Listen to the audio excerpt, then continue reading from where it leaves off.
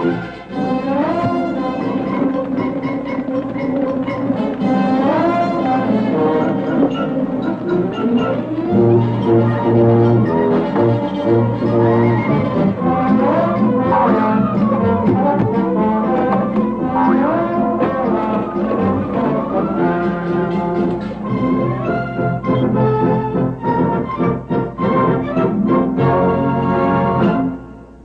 want you to turn yourself in. I'm walking through that door. Can't you just go out the back door? Because I want to walk through this door. Well, you're going to knock me down to do it. Well, I damn well will knock you down. The back door! I'm not going anywhere. I'm not moving. You do want a pat on the head. No, I don't. Oh, yes, I do. I was great, Dad. I was really great. Everything you taught me. Logistics, timing, and cover your... Nobody got hurt. I'm not impressed, you know. You're still an outlaw. Oh, so I'm an outlaw. See it a couple times, don't mean much. Outlaw, outlaw, outlaw. But I'm a very successful outlaw. That's Treat Williams as legendary airplane hijacker D.B. Cooper, the man who jumped out of a plane with a parachute and $200,000. Never heard from. The Pursuit of D.B. Cooper is one of 4 new films we'll be reviewing on Sneak Previews, your weekly guide to the movies. Across the aisle from me, Roger Ebert, film critic of the Chicago Sun-Times. And this is Gene Siskel, film critic for the Chicago Tribune. In addition to The Pursuit of D.B. Cooper, we'll also be reviewing Francois Truffaut's new story of passion named The Woman Next Door, and a dramatic new Polish film named Man of Iron. But first, Gene starts with a fantasy adventure named Time Bandits. Time Bandits is a new comic film created by a couple of members of the Monty Python English comedy group. It's a wildly uneven film, long, boring stretches mixed with some truly funny special effects. The premise of the story is charming. A group of dwarves who used to work for God have stolen his map that shows where there are holes in time and space in the universe. And this gang of little people decides to use the map for a masterful crime wave in which they're going to travel through time, drop in on famous historical characters, and swipe important relics from the likes of Robin Hood and Napoleon. Great idea. The movie starts with a marvelous scene, any kid's fantasy. The little boy is in bed for the night when all of a sudden, well, take a look. That was Sean Connery as King Agamemnon. A couple of these visits to famous characters, including that one, get awfully boring, and one trip to the good ship Titanic is so dull that the film completely grinds to a halt. But then the film turns itself around with a scene like this one, where the little boy and the dwarves do battle with an evil genius, a devil character played by David Warner. He wants God's map of the time holes, too. Well, that seems a lot of fun, and there are other choice moments in the picture, too. But Time Bandits isn't all like that all the way through. Midway through the picture, in fact, I felt I had seen enough tricks and very much wanted the movie to be over. It has about 3 too many visits to famous historical people. That's why I really can't recommend Time Bandits as much as though I did enjoy a couple of its scenes. In fact, I think the 2 best are the ones we showed you. I think I enjoyed it a little bit more than you did, at least enough to recommend it, although I also did not think it was a great film. I think my expectations must have been very great when I walked in with this cast and with the Monty Python people and who were that behind first it. scene. And the wonderful first scene. But the problem is they have such a wealth of material, so many incidents and characters, and they go through them at the same breakneck speed. It's like a Keystone Cops chase through history. The thing that I can't figure out is, you know, comedies by tradition, especially one that's sort of pitched a little bit at young people like this is, 90 minutes, 85, 95 minutes. This film goes on much longer than that. Certainly feels like it goes on way longer than that. To what end? I don't get it. As I said, I liked it more than you did. I wonder whether children might not enjoy it more than we did, because it is endlessly inventive, and it does put this kid in the middle of all these grown-up situations where King Agamemnon and Robin Hood are talking to him, putting him up on their horse, things like that. That's fun for a kid to identify with. I suppose so. And another thing, the set decoration, the costume, the whole art direction of this film makes it really look like a terrific film. Yeah, but the adults that are sitting there are going to be bored intermittently and regularly. So, yes and no. Okay. Our next film was made by Francois Truffaut. He's the great and prolific French filmmaker. His new film is called The Woman Next Door, and it deals with 2 of his favorite themes, men who are in love with being in love and women who do violence to men. They're both in this film. The Woman Next Door is about a man and a woman who were troubled lovers years ago. They've since married other people, and as the movie opens, they discover they've accidentally become next-door neighbors. Neither her husband nor his wife suspects anything at all about their mutual past together, and in this scene, after a chance meeting in a grocery store, the 2 former lovers experiment with the notion that they can be just good friends. She swoons. That's Gerard Depardieu as the big lunk from next door, and the woman is played by a terrific newcomer named Fanny Ardant. What they get involved with during this movie is a deadly game of sensual ping pong. First, she wants to be his lover, but he rejects her. But then, just as she gets over him, he decides to abandon everything and run off with her. Sometimes, it almost seems, so they're deliberately trying to drive each other nuts. Now look at this scene. It begins with flirtation on the telephone and ends with very serious passion. Well, they're looking for trouble. What begins as love in the afternoon quickly turns into a painful and destructive obsession. Truffaut makes the lover's fatal mistake very clear in this film, and it's a failure to be honest, because both lovers conceal the truth from the people they're married to. What could have just been an old memory turns into a mutual game of deception, and in this film, deception is the lifeblood of adultery. If they'd both been honest with their partners at the outset, it might have neutralized their attraction for each other. Who knows? As it is, it gets deeper than that. One of the most intriguing things about The Woman Next Door is the way Truffaut suggests that neither one of these two people can really quite stand to be loved. They only really get worked up about the other person when they're being rejected. I think The Woman Next Door is one of Truffaut's better films in recent years.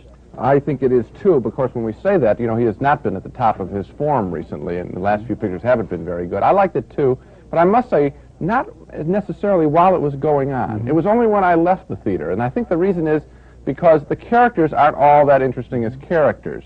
Their problem is fascinating, trying to recapture that long-lost love, trying to do it a second time, or, as you suggest, getting in this syndrome of wanting to chase but not to be chased. It's an interesting problem. I don't think the characters are that appealing. I think the characters are more interesting the more you think about them, so I disagree with you. What is interesting is that what Truffaut does on the surface is make a fairly simple story. He starts out and says, this is the story of two houses. They're next door to each other. These people move in, and here's their situation. But then what happens is you almost have to read their minds, because, as I said, first the guy is pursuing her, then she pursues him. Then what goes on in their minds is not exactly parallel to the actions that they take, and so you can guess what they're thinking of while they're doing the exact opposite, and it gets real complicated leading up to that real surprise ending. Well, I keep thinking about this film. I saw it about a week ago, and I haven't not thought about it. I think about it every day since then. It's getting better in my mind. While I was seeing it, I wasn't all that impressed. Well, that's a pretty high recommendation. Okay. From France, we next go to Poland, to Man of Iron, a drama which, as they say, is as current as today's headlines. Man of Iron is the second film that director Andrzej Wajda has made about the Polish labor movement's struggle for freedom. In the first film, which was a couple years ago, it was called Man of Marble. We met a man there who was a conservative labor leader. Man of Iron is the story of his more radical son. The son is being investigated by a state-controlled network reporter who is spying on the new Polish Solidarity labor movement, trying to find possible connections with it and our CIA. What happens next is that the reporter, who's at first skeptical about this young man, gradually grows to admire him, and he even attends his wedding, which is also attended by the real-life leader of the Polish labor movement, Lech Walesa. Wszechmogący, niech wam udzieli swojego błogosławieństwa. Niech błogosławi wam i waszym dzieciom. Jednorodzony Syn Boży, niech wspomaga was w dniach pomyślności i w chwilach doświadczeń. Was, wszystkich tutaj zgromadzonych, niech błogosławi Wszechmogący Bóg, Ojciec i Syn i Duch Święty.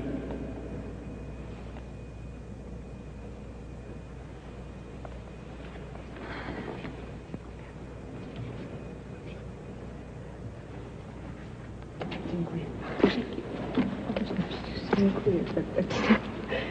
Maćku, tobie również wszystkiego najlepszego. Błogosławieństwo Boże towarzyszyło. Wszystkiego najlepszego na tej poważnej drodze życia. Myślę, że jednak z tej powagi skorzystajcie.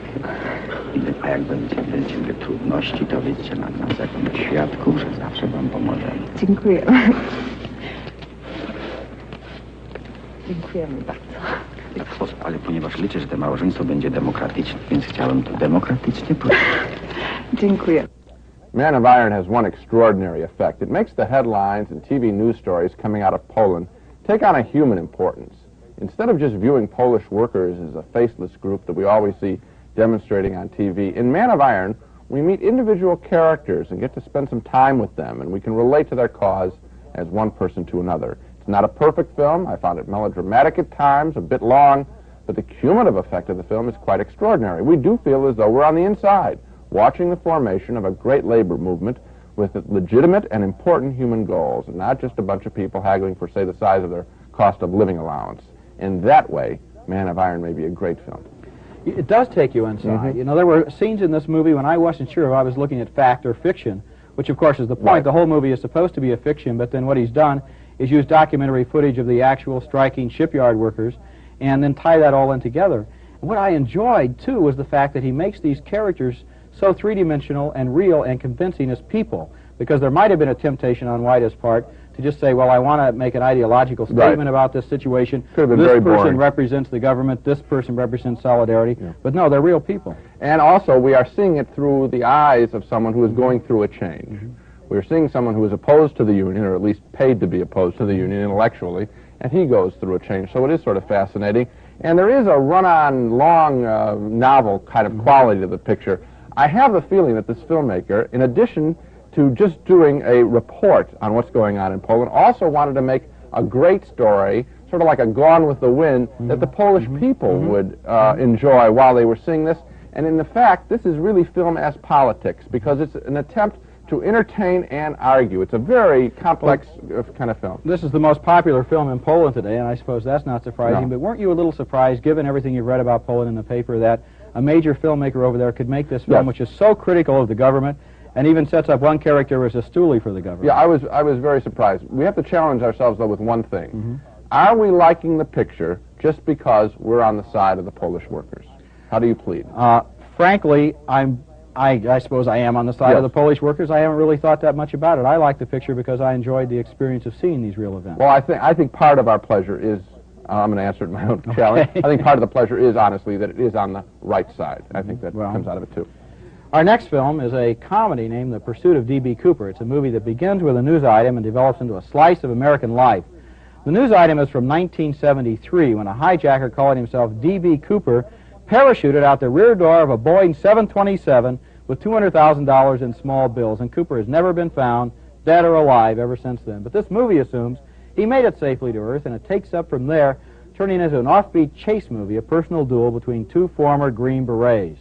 D.B. Cooper is played in the movie by Treat Williams, and when he was in Vietnam, his survival training instructor was Robert Duvall. Well, now Duvall is an insurance investigator for the airline, and in this scene, hot on the trail of his old Green Beret buddy, he talks to the skyjacker's wife in a bar. What kind of insurance does your company sell? Fire and flood, you name it, we've got it. What do you think about this D.B. Cooper phenomenon? I think it's great. What do you think about this man, D.B. Cooper? I think he was a hell of a man. Do you think he'll ever be caught? I hope he's not caught. Anyone can pull a heist like that. No way he'd get caught. I think he has a good chance of getting away with it. Why do you think D.B. Cooper has become such a folk hero? Because he made a lot of money real fast. Beat the system. Yeah, he beat the system. That's all it is. The white people. That's right. Nobody got hurt. It's kind of like Butch Cassidy. He's a hero, sort. There's some stunt that guy pulled off. Takes all What kinds do of you hits. think? Person that turns him in is going to be a national hero. Person that turns him in ought to be shot. Well, that's before she finds out what Duvall already knows, that D.B. Cooper is her own husband. Hannah, I did it. What? What do you mean? Oh, my God. Oh, my God. Now, what do you mean, oh, my God? Oh, Meade. Oh, no. Now, don't say no, Hannah. Don't say no. Don't say no. Say yes. Okay, say yes. Try it. It's easy. Try it with your face. Just make your mouth go into kind of a yes. It's easy. Go ahead. Try it. Yes. Yes. What do I have to do? Draw your picture, baby? I mean, this is it for us, honey. We can go anywhere we want. We can do anything we want, you know? Just the two of us. High on the hog. Are you trying to tell me the only reason you did this thing is for me? Absolutely. Only you. And the money.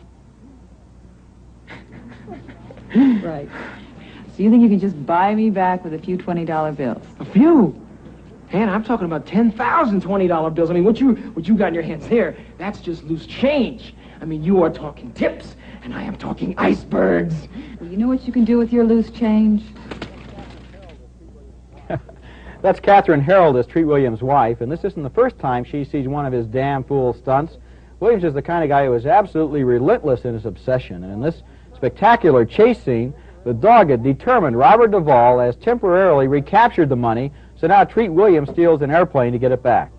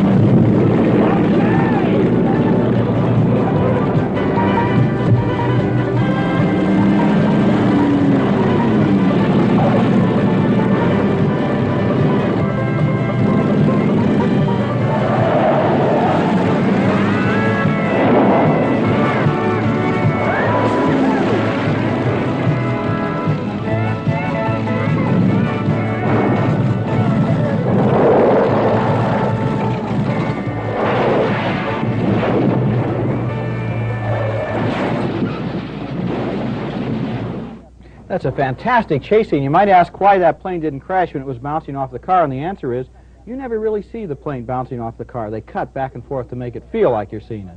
The Pursuit of D.B. Cooper has an appropriate title because the movie contains several more just as amazing pursuit scenes like that one. These guys chase each other down river rapids and over mountain roads with helicopters, pickup trucks, motorcycles. But The Pursuit of D.B. Cooper is not simply a chase movie. It concentrates on Cooper's personality instead of simply trying to document his crime. It's more of a whimsical, humorous look at eccentric American characters, retired Army generals, sharecroppers, pool players, mountain women.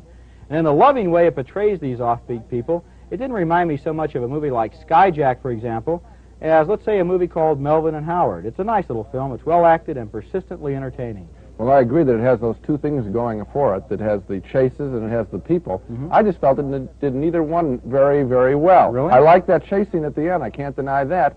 But half of the time, I felt, I'm watching this duo between Treat Williams and Duvall, and I felt that both characters were very uptight. These are two good actors. I never felt them let go. The movie, as you know, I think, was directed by two people. A lot of production problems while they were making it, and I sort of felt that there was one half of the team wanted it to go into the chase area, the other half wanted it to be a personal story. I didn't notice the two characters being especially uptight, and what I also like was the fact that there are 8 or 9 other supporting characters in this film who had a lot of interest to it. Real strange, bizarre, offbeat characters. Well, I know what you are saying is there. I didn't find it there, and I guess I noticed more the stuff in the rapids and the stuff with the plane, and to me that didn't make it all that special.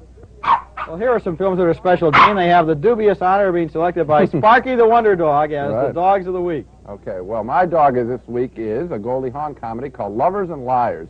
And you might think, hey, Goldie Hawn's made a new comedy a year after Private Benjamin. Well, that's wrong.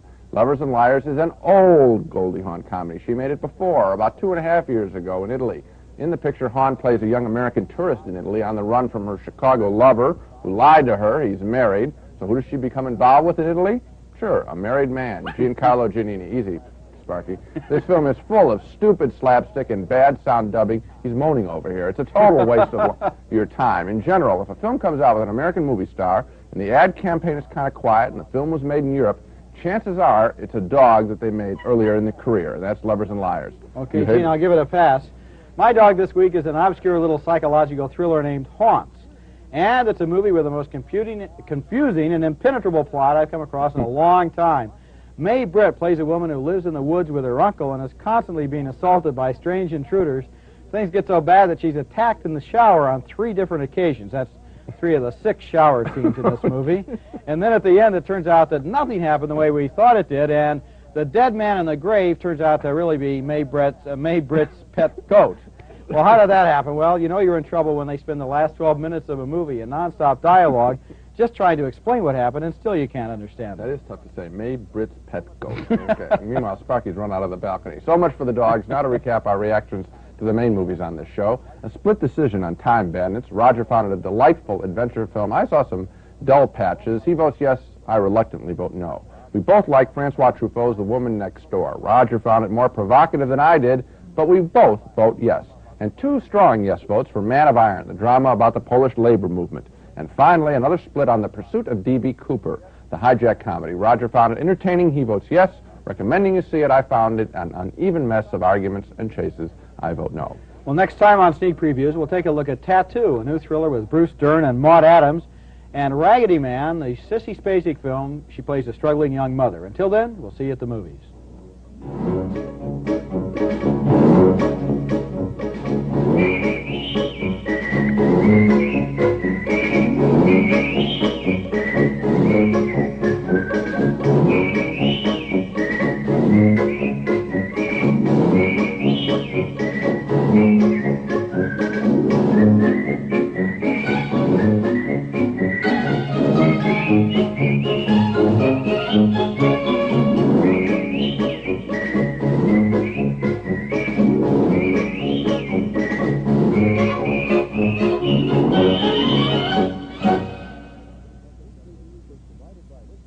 Funding for Sneak Previews was provided by this station and by other public television stations.